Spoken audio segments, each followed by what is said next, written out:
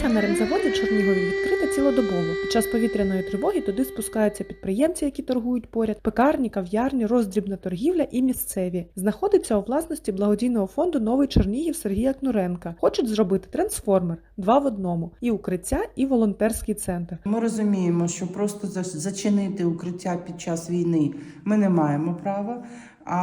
Але волонтери теж можуть тут собі облаштувати якісь приміщення, щось робити. Пошуку волонтерів, які зайдуть, благодійників, грантів, які допоможуть з ремонтом. Юлія Семенець для газети «Вість».